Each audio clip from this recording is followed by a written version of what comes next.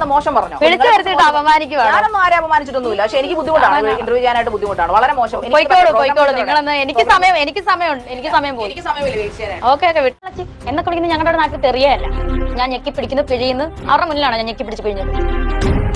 സുധിച്ചേട്ടൻ ഉണ്ടായിരുന്നെങ്കിൽ താങ്കൾ ഇങ്ങനൊരു വേഷങ്ങളോ അല്ലെങ്കിൽ ഇങ്ങനെ രീതിയിലൊക്കെ അഭിനയിക്കുമായിരുന്നു? അവസരം വന്ന് അഭിനയിക്കും. പൈസയ്ക്ക് വേണ്ടിയിട്ട് മാത്രമാണ് ഇപ്പൊ എന്റെ പാഷൻ കൂടാണ്. ഇന്ന് ഈ നിമിഷം വരെ അമ്മ എന്തുകൊണ്ട് ഇങ്ങനെ കേൾപ്പിക്കുന്നു എന്നെ ഇന്ന് വരെ അവൻ പറഞ്ഞിട്ടില്ല. അങ്ങനെ പറഞ്ഞാൽ നിർത്തുപോയത് ഇല്ല.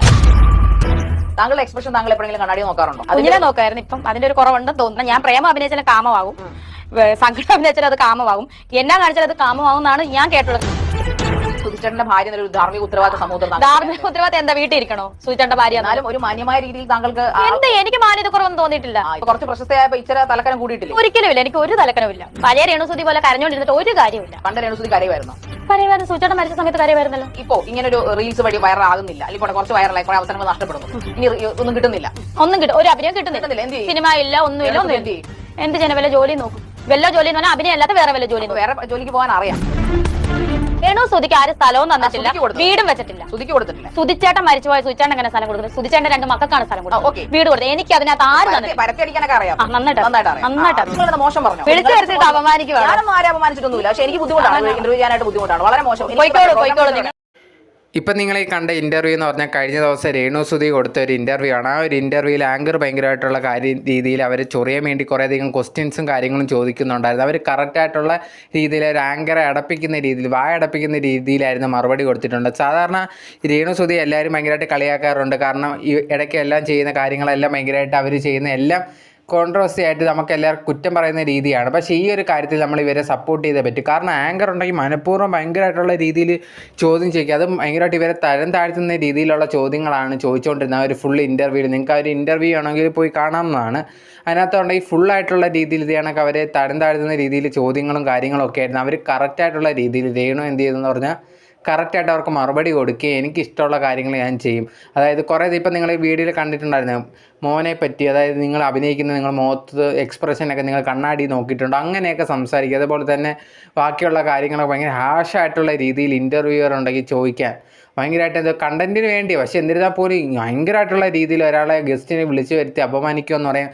അതേ കണക്കായിരുന്നു രേണുസുതി എടുത്തിട്ടുണ്ടെങ്കിൽ ഭയങ്കരമായിട്ട് അവർ പെരുമാറിയിട്ടുണ്ട്. പക്ഷേ കറക്റ്റായിട്ടുള്ള രീതിയിൽ എന്താണോ ആങ്കറിൻ്റെ അടുത്ത് പറയാനുള്ളത് കറക്റ്റായിട്ട് രേണു പറയും. അത് കാണുമ്പോഴത്തേന് ആദ്യമായിട്ട് രേണുവിൻ്റെ അടുത്ത് ഒരു റെസ്പെക്റ്റ് പോകുമെന്ന് പറയില്ല, അതാണ് തോന്നിയിട്ടുണ്ടായിരുന്നത്. കറക്റ്റായിട്ടുള്ള രീതിയിൽ ആ ആങ്കറിനെ ഹാൻഡിൽ ചെയ്തിട്ടുണ്ടായിരുന്നു. ആ സിറ്റുവേഷനിൽ എന്താണ് പറയാനുള്ളതെന്നുള്ളൊരു കാര്യം കറക്റ്റായിട്ട് മുഖത്ത് നോക്കി പറയുകയും ചെയ്തിട്ടുണ്ടായിരുന്നു.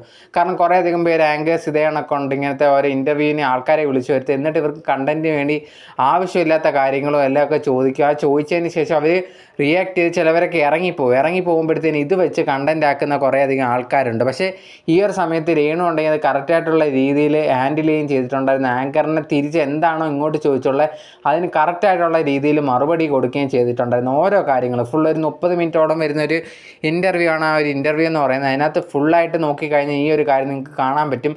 എന്തൊക്കെ ആ ഒരു ആങ്കർ ഭയങ്കരമായിട്ട് ശ്രമിക്കുന്നുണ്ട് ഇതേ കണക്ക് ഇവരെ ദേഷ്യപ്പെടുത്താനും അതുപോലെ തന്നെ ഈ ഒരു ഇൻ്റർവ്യൂവിൽ നിന്ന് എങ്ങനെയെങ്കിലും ഇറക്കി പോകാൻ വേണ്ടി, അത് ഇറങ്ങി പോകാൻ വേണ്ടിയുള്ള പ്ലാനും കാര്യങ്ങളൊക്കെ ചെയ്യുന്നുണ്ട്. പക്ഷേ പുള്ളിക്കാരി ഉണ്ടെങ്കിൽ കറക്റ്റായിട്ടുള്ള രീതിയിൽ എന്താണ് അത് ആങ്കറിനുള്ള തിരിച്ചു മറുപടി കറക്റ്റായിട്ട് രീതിയിൽ കൊടുക്കുന്നുണ്ടായിരുന്നു. ഇതിലിപ്പം ആങ്കർ ഇറങ്ങിപ്പോകുന്ന രീതിയിൽ കാണിക്കുന്നുണ്ട്. പക്ഷേ യഥാർത്ഥത്തിൽ ഒരു ഫുൾ ഇൻ്റർവ്യൂവിൽ അങ്ങനെ ഇറങ്ങിപ്പോയി അങ്ങനെ ഒന്നും ചെയ്തിട്ടില്ല. പിന്നെ കുറേയധികം പേര് പറയുന്നുണ്ട് ഇനിയിപ്പോൾ ഇവർ രണ്ടുപേരും കൂടെ ഒത്തു കളിച്ചതാണ്, രേണുസുതിയുടെ ഒരു ഇമേജ് മാറ്റാൻ വേണ്ടി ഒത്തു കളിച്ചതാണെന്നൊക്കെ പറയുന്നുണ്ട്. ബട്ട് അതിപ്പം എത്രമാത്രം സത്യമാണെന്നുള്ളൊരു കാര്യം നമുക്ക് അറിയാൻ സാധിക്കത്തില്ല. ചിലപ്പോൾ ആയിരിക്കാം, അല്ലാതെ ഇരിക്കും. റിയലായിട്ട് ചോദ്യം ചോദിച്ചപ്പോൾ അതിന് കറക്റ്റായിട്ടുള്ള മറുപടി രേണു കൊടുത്തതായിരിക്കും. എന്തായാലും ഇപ്പോൾ ഒരാളെ വിളിച്ചിരുത്തിയിട്ട് ഇതുപോലത്തുള്ള ക്വസ്റ്റ്യനും കാര്യങ്ങളും ചോദിക്കുന്ന ഒരിക്കലും ശരിയായിട്ടുള്ളൊരു കാര്യമല്ല. ആ ഒരു ചോദിച്ചത് ഈ ഒരു ആങ്കർ ചെയ്ത ഒട്ടും ശരിയല്ല. കാരണം ഇതിനു മുമ്പ് ഈ ഒരു ചാനലിൽ ഈ ഒരു ഇൻ്റർവ്യൂവർ തന്നെ കുറേ അധികം പേര് വന്നപ്പോൾ അവരുടെ അടുത്ത് ഇതേ കണക്ക് ചോദ്യങ്ങൾ ചോദിച്ചിട്ടുണ്ടായിരുന്നു. അതേ കണക്ക് മോശമായിട്ടുള്ള രീതിയിലാണ് ഇവർ എപ്പോഴും ചെയ്യുന്നത്. അത് തന്നെയാണ് ഇപ്പോൾ റിപ്പീറ്റ് ചെയ്തത്. പക്ഷേ ഇവർ രേണു ഉണ്ടെങ്കിൽ അത് കറക്റ്റായിട്ടുള്ള രീതിയിൽ ഈ ഒരു സമയത്ത് ഹാൻഡിൽ ചെയ്തിട്ടുണ്ട്. അത് പറയാതിരിക്കാൻ വയ്യാത്ത കാര്യമാണ്. കറക്റ്റായിട്ടുള്ള രീതിയിൽ തന്നെ ആ ഒരു വിഷയത്തെ ഭയങ്കരമായിട്ട് ഹാൻഡിൽ ചെയ്തിട്ടുണ്ട്. അതുപോലെ തന്നെ അവർക്ക് കൊടുക്കേണ്ട മറുപടിയും കൊടുത്തിട്ടുണ്ടായിരുന്നു. ഈ ഒരു വീഡിയോ കാണുമ്പോൾ കുറേയധികം പേര് ഞാൻ പറഞ്ഞ കണക്ക് ഇത് സ്ക്രിപ്റ്റഡ് ആണോ എന്നുള്ള കാര്യവും വിചാരിക്കുന്നത്. നിങ്ങളിപ്പം ആ ഒരു ഇൻ്റർവ്യൂ കണ്ടിട്ട് കണ്ടവരാണെങ്കിൽ അത് കണ്ടിട്ട് എന്താണ് നിങ്ങളുടെ ഒപ്പീനിയൻ എന്നുള്ളത്, കാണാത്തവരുണ്ടെങ്കിൽ അത് പോയി കാണും. എന്താണ് നിങ്ങൾക്ക് തോന്നുന്നതെന്നുള്ളൊരു കാര്യം ഒന്ന് കമൻറ്റ് ബോക്സിൽ കമൻറ്റായിട്ട് പറയാം. നിങ്ങളുടെ ഒപ്പീനിയൻ ആണെങ്കിൽ എനിക്ക് ആഗ്രഹമുണ്ട്. നിങ്ങളുടെ ഒപ്പീനിയൻ എന്താണോ അത് പറയുക. അതുപോലെ തന്നെ നിങ്ങൾ ആദ്യമായിട്ടാണ് വീഡിയോ കാണുന്നതെങ്കിൽ മറക്കാതെ ലൈക്ക് ചെയ്യുക, അതുപോലെ തന്നെ ഷെയർ ചെയ്യുക, സബ്സ്ക്രൈബ് ചെയ്യുക, എന്നാൽ മാത്രമേ നിങ്ങൾക്ക് ഇനി ഇടുന്ന വീഡിയോസ് കാണാൻ സാധിക്കത്തുള്ളൂ. Okay, by.